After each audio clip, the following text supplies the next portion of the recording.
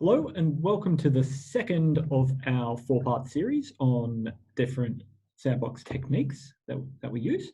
I'm Jesse Whelan, the founder and director of learning of Sandbox Learning, and today we're going to talk about retrieval practice, also known as recall. So let's talk about different study methods because there's lots of different ways that people study, and most of the common ones are actually not very effective. So we've got four here. If you had to study something, well, what people tend to call study is, you might read through, tends to involve reading or watching things, whether it's reading a textbook, watching a video, watching your lecturer, something like that. But you review the material, and also very popular, take notes, underline, highlight. You might write summary notes of your notes, those types of things.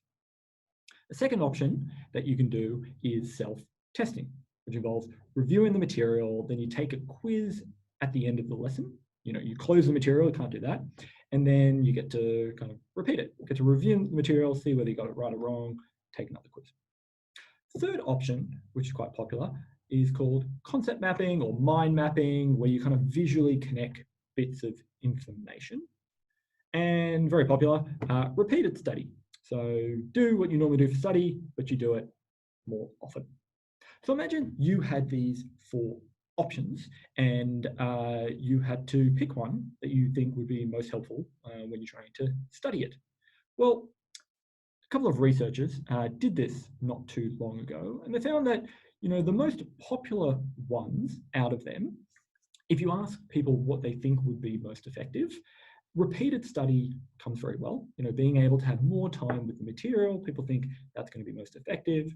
And then followed by just normal, regular study or mind mapping.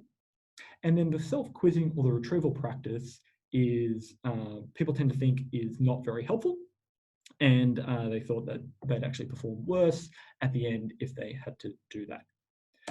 But it turns out that actually the opposite is true. Retrieval practice, quizzing yourself, is the most effective strategy to actually get information inside your brain.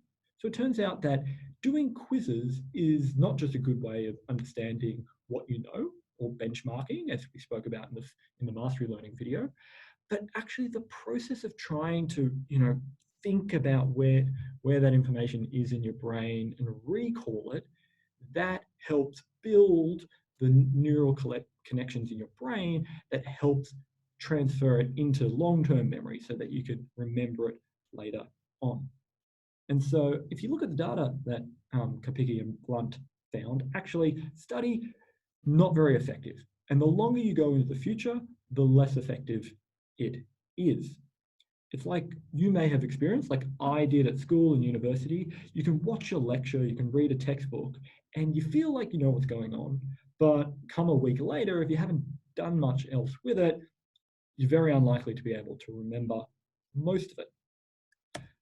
So what does that mean? What is retrieval practice and what should you do? Well, it basically involves anything that pulls information from your brain, forcing you to actually do it. So instead of reading a textbook and just stopping there, what's really effective, you get a pen and paper and you put the information away. This is the most critical part. You can't have open book. That does not do enough mental effort to give you the benefit. So you put it away, and from memory, you try to write down what you can remember. Another way is if you have a pre-prepared quiz from a textbook, maybe you made one yourself, be able to do that. If it's a more skill-based endeavor, right, you're not going to get better at tennis just by watching a bunch of videos of people playing tennis. You actually have to go out there and try it yourself. And when you do that, that's your retrieval practice. You have to think about how you're going to be hitting those shots, for example. So what does that mean in terms of you trying to do retrieval practice? Well, first of all, as I said, use recall. Watching, reading, listening doesn't count. It's part of the thing, maybe 5%, but it's really not effective. Another option is making flashcards. We'll talk about different ways to make that more effective. Third, conduct regular quizzes, right? You want to keep doing recall. Doing it just once is not going to be good enough because you forget over time. 4, you want to wait, if you're going to write yourself a quiz, which is really good, wait a little while between writing the quiz and actually doing it, because otherwise you're just going to rote learn, essentially, the answer rather than having to pull it from memory, so you're not going to get the benefit. Lastly, we like to take shortcuts, right? You, me, everyone, right? And so it's very easy to say, yeah, I kind of knew it, and then have this kind of hindsight bias. Write down your answers or record yourself something objective and true, so that you can compare what you put with what the real answer is and know whether you got it or not. So you want to make sure you could cheat, but you're cheating yourself, no real benefit. So that's it for now on retrieval practice. Stay tuned for the third video, which is going to be on spaced practice or spaced repetition.